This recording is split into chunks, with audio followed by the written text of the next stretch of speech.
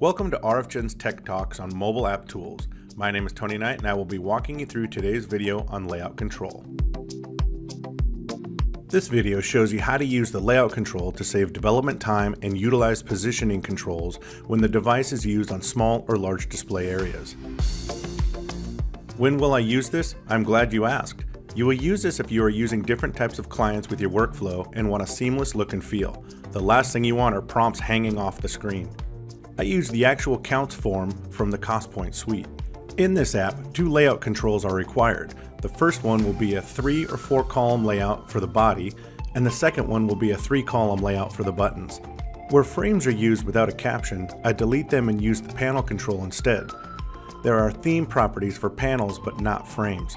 First steps, delete the frame, adjust the label colors, and extend the form height to about 600 pixels for a good working space.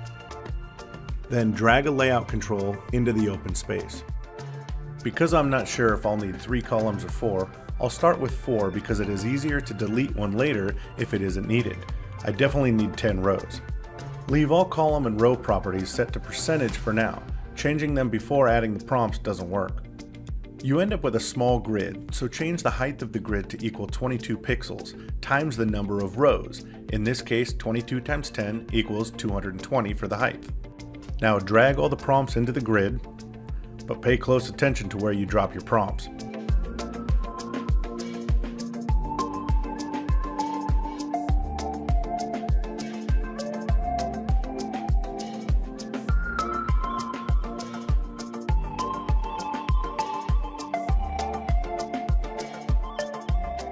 When the layout control gets placed in a panel control, both the layout and panel need the anchoring set.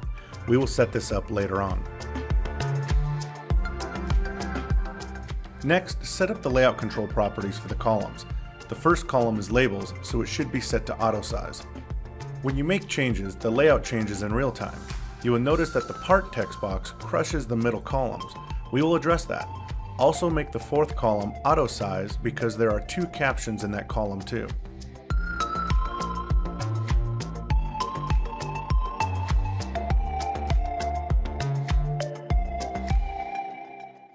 To make this look a little better, select the text box and make it roughly the same width as the label.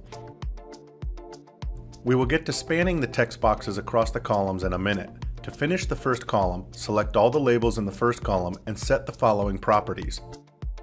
Alignment equals top right, layout dock style equals fill, and layout margins right equals 3. This is the result. For the text boxes that will span across the entire layout, select each of these and set the layout column span to equal 2 and the layout dock style to equal fill. The result is this.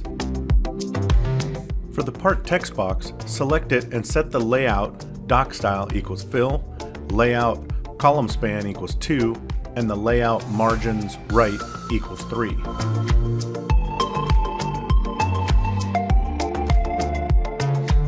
The SLK part label should also span 2 columns but be left justified since it is not up against a text box like the others.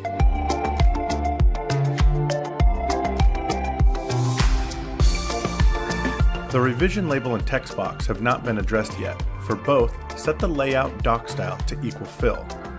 They should both already be aligned to the top and left.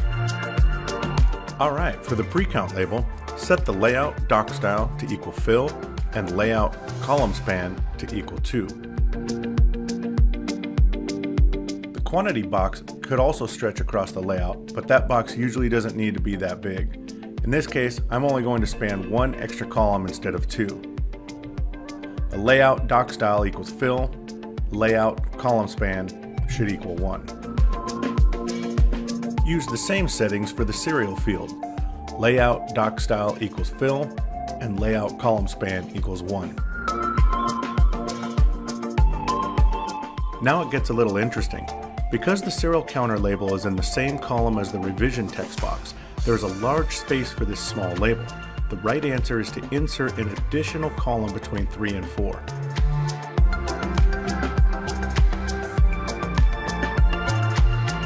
Make sure the last two columns are set back to percent so there will be room to drag the controls. Otherwise, an auto-sized column with nothing in it will collapse. Good job so far. Now drag the revision and the 99 serial label into the fourth column. Okay, why haven't you clicked save? Hurry up, go do that. I am not a big fan of empty space, so go back to all the text boxes that span columns and add one more to stretch them further.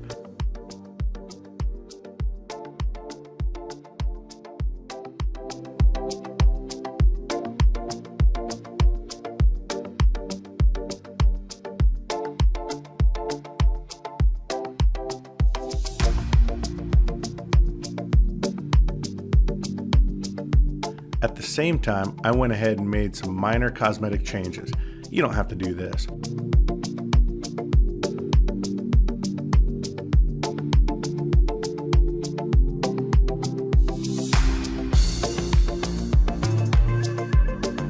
Since the 99 label is right up against the left border of the cell, add 3 pixels of margin. So your layout, margins, left is set to equal 3. Great job so far. Now we add the panel to the top. Give it the proper size and border. The location is 1010 and the width equals 240 minus 10 minus 10 equals 220. Don't forget to anchor the panel to the top left and right. Now you can drag the layout control into the panel. Finally, stretch the layout control to the size of the panel and set its anchoring to top, left, and right.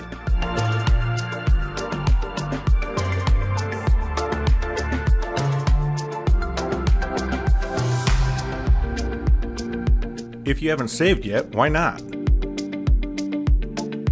Alright, you're doing great so far. Remember the buttons?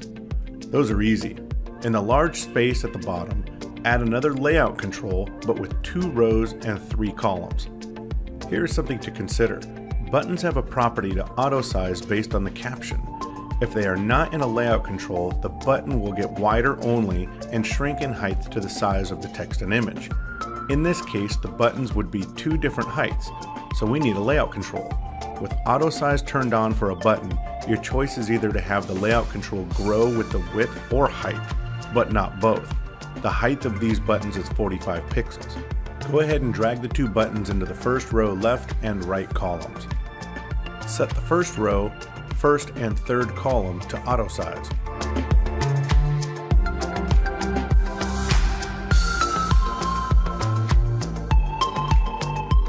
Clearly I should make the layout control 220 pixels wide and set its anchors to top, left, and right.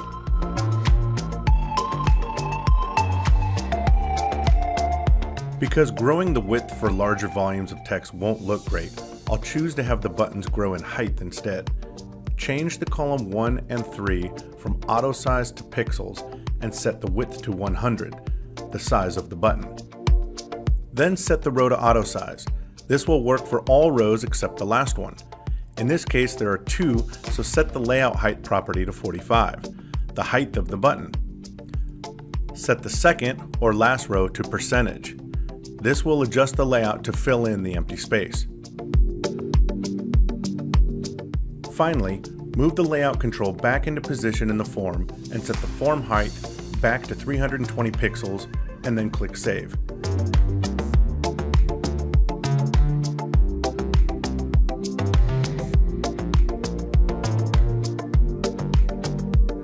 To check to see if you got everything right, change the form width and height to 300 by 400 in the designer. It looks like everything stretches properly. Close without saving or fix the form size and save again. Before we finish up, we need to set our scroll bar setting to none. This is currently set to show up as a default, but we do not want it to run during our app. It will not show up here in the studio, but when you test it on your device or in the emulator, the scroll bar will show up. Some final notes.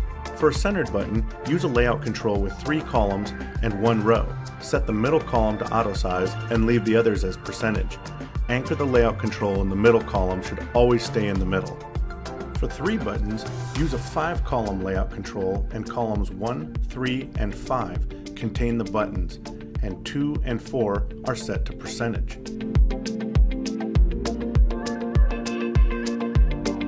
And last but not least, for a grid of buttons, I still use the fill dock style, but then add significant margin on the bottom and right to separate the buttons. Congratulations! You've just learned how to use the layout control to save development time and utilize positioning controls when the device is used on small or large display areas. In the words of the Terminator, I'll be back.